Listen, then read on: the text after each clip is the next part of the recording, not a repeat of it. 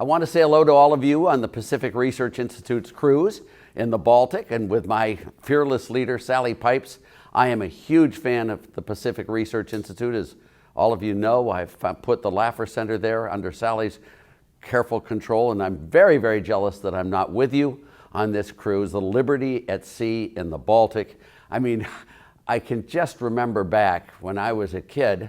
I went to the University of Munich. I was a student at the University of Munich in 1961. In fact, I was in Berlin the day they built the wall on August 13th, 1961. And to imagine from that perspective, all of you on a cruise of Liberty at Sea in the Baltic is just amazing. The changes that have gone through on this earth since those days back in the early 1960s is very, very impressive. And you've got a great crew there, Sally.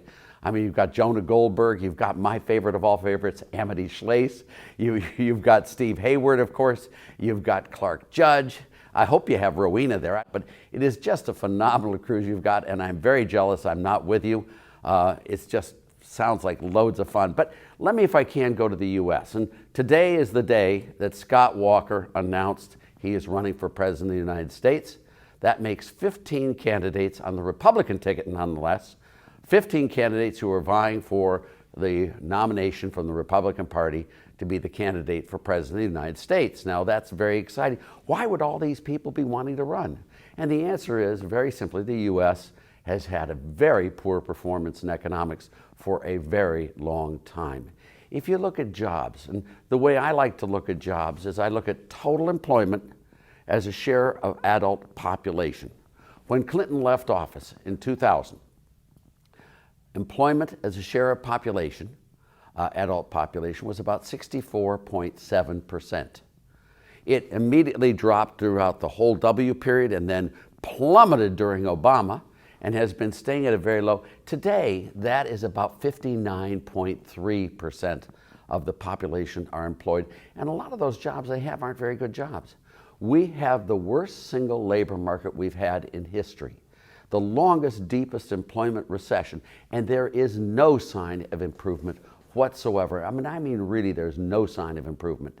If you look at GDP, the most comprehensive measure of total output of the United States of America, if you look at it detrended since 1947, GDP is today below trend by the largest amount it has been since 1947.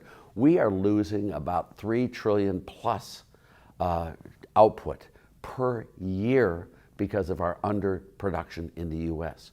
Whether you look at employment, whether you look at GDP, you can look at the housing market as well. We've had no recovery in housing either.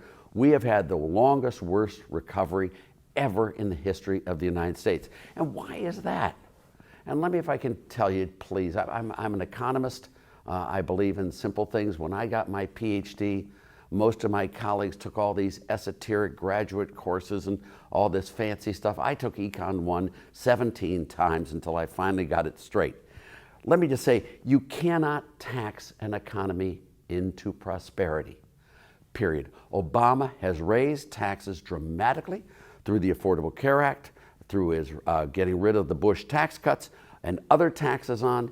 You know, you just can't tax an economy into prosperity. Now, in addition to not being able to tax an economy into prosperity, let me just say as well, a poor person cannot spend himself or herself into wealth. It doesn't happen, period. And all of these stimulus packages, which were done by W as well as Obama, are wrong, wrong, wrong. Government doesn't create resources. Government redistributes resources. And as my friend and colleague always said, Milton Friedman put it very clearly, he said, government spending is taxation. And that is also what Obama and W have done and why we have this long-standing, horrible economy. I mean, it shouldn't surprise you that if you tax people who work and you pay people who don't work. Do I need to say the next sentence to you? Don't be surprised if you find a lot of people not working.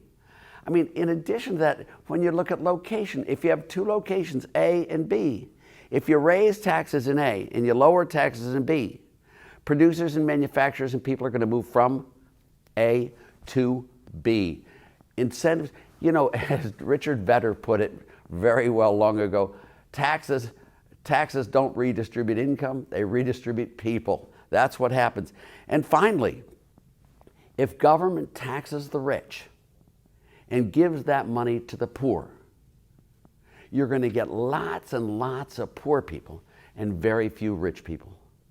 The dream in America has always been to make the poor rich, not to make the rich poorer. And yet we've been doing the exact wrong policies. And of course, the system has responded classically as they should in economics. Now, let me ask you and let me tell you, at least from my perspective, the solution to this is not going to come about from a bolt of lightning from above. It's not going to come about from the Supreme Court. It's going to come about from politics. You're going to see a spurt of growth of incredible proportions. Now, I'm just going to end with one. I used to tease the real president. You all know who I mean. I used to tease him. I said, "Sir, it's my professional judgment that you, sir, are a certifiable genius." And that's as an economist and as a professor. But some of my colleagues at the university don't agree with me, sir. They don't think you're all that bright. In fact, what can I say? They don't agree with me on my assessment of your intellectual acumen.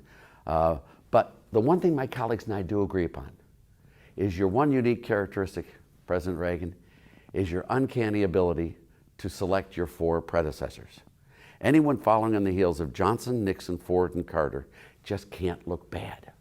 And let me just tell you that in the same vein that Reagan needed Jimmy Carter to become the great president he was, and he did need Jimmy Carter to do that, you cannot believe the great president who is going to follow, Barack Obama.